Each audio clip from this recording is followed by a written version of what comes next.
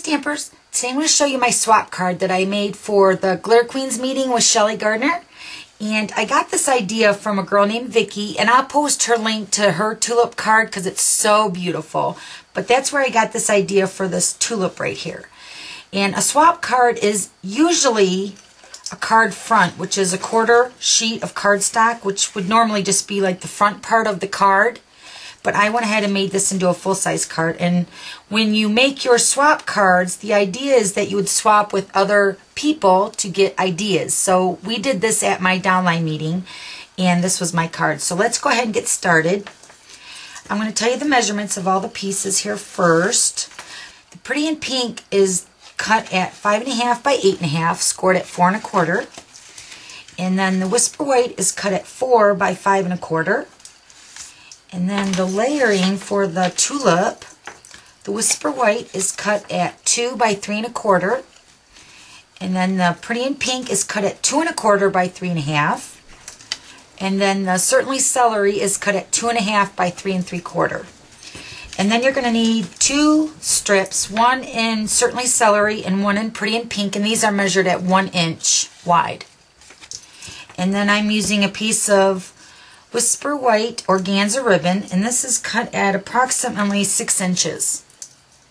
And then you'll also need a couple punches. You're going to need the slit punch and the medium jewelry tag punch. And it makes me laugh every time I say that because this is so small, I can't even imagine this being the medium size, but anyway.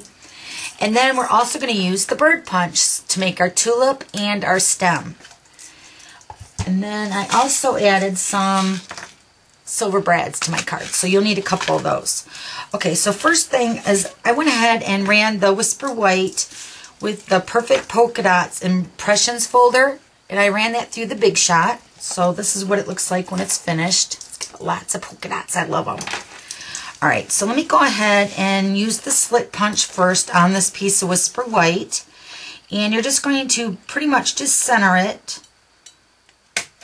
and punch once at the top and once at the bottom. And then for the ribbon, I'm just going to go ahead and slide this underneath the slit punch towards the back of the card.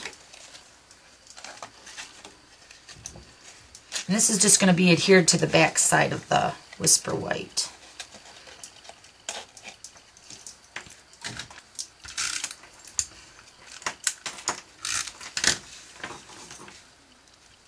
And then when you're adhering it down, make sure it's straight in the front and it's perfectly in the center of your slit punch. Okay, so there's the ribbon on the front, and then this is what the back looks like. All right, then I'm going to take my matte pack. Love the matte pack. And then my paper piercer tool, and I'm just going to punch a hole right in the center of that slit punch. And then add my 2 brads.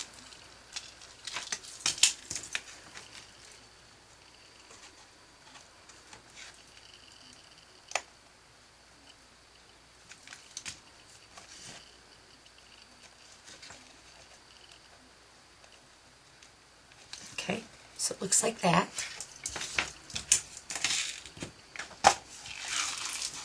Okay, so I'm just going to go ahead and adhere this first to my Pretty in Pink. So what I'm going to do is I'm going to add the adhesive first to the Pretty in Pink, only because if I was to put this on the back side of the Whisper White where the polka dots are, it might squish that or flatten the polka dots. So I just find that adding the adhesive first to the Pretty in Pink, it doesn't do that.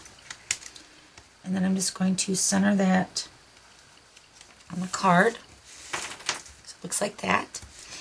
And then let's go ahead and do our layer here. I'm going to go ahead and sponge the Whisper White with the Pretty in Pink, and I'm going to use my sponge dauber.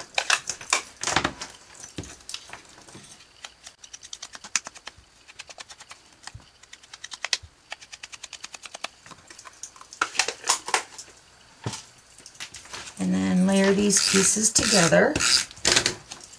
The Whisper White's going to go on the Pretty in Pink. And then the Pretty in Pink is going to go on the Certainly Celery. Like that. And then on the back side, I'm going to go ahead and add some dimensionals, and I'm going to put those in the corner.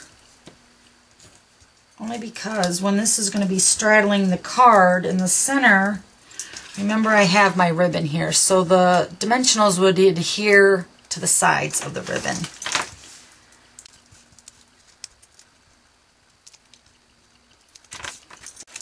Okay. So then just center this between your slit punch, like that. So we're going to use the two-step bird punch, and we're going to take the Pretty in Pink and we're just going to cut the wing part out. And you're going to do that 3 times. And then take your Certainly Celery and I'm going to cut the little branch.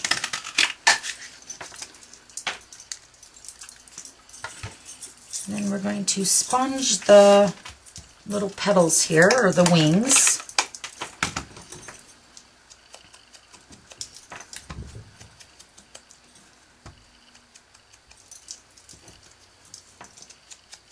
Now one thing with the wings, or we're going to turn it into a tulip, is you'll want the curvature to go inward. So you'll want to kind of remember that when you're putting your tulip together on where you want to sponge.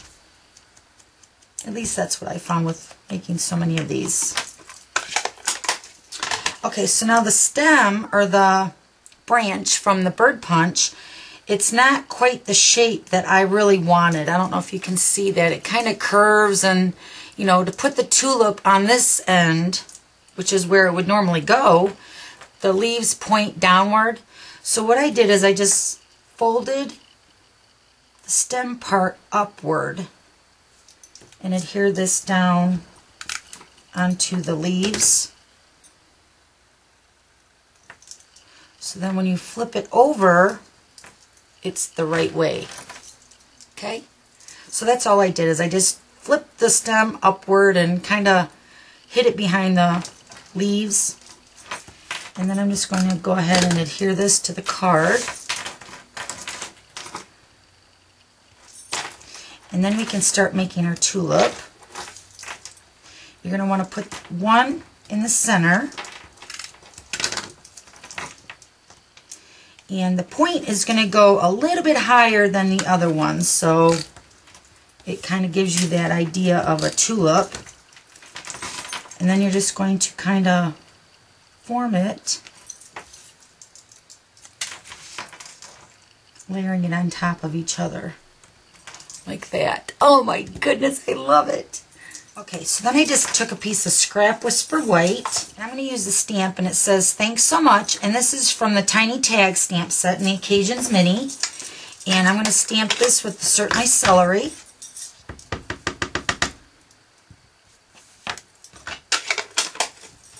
And then take that medium jewelry punch. Okay, then you're just going to punch that out. Then on the tag, I'm going to go ahead and put the circle part underneath the Pretty in Pink part, just to the side. So it's just a really cute little tag there. But that's it. Isn't that cute? Thank you, Vicki, for the great idea. All right, so thanks for stopping by, and we'll see you later. Bye.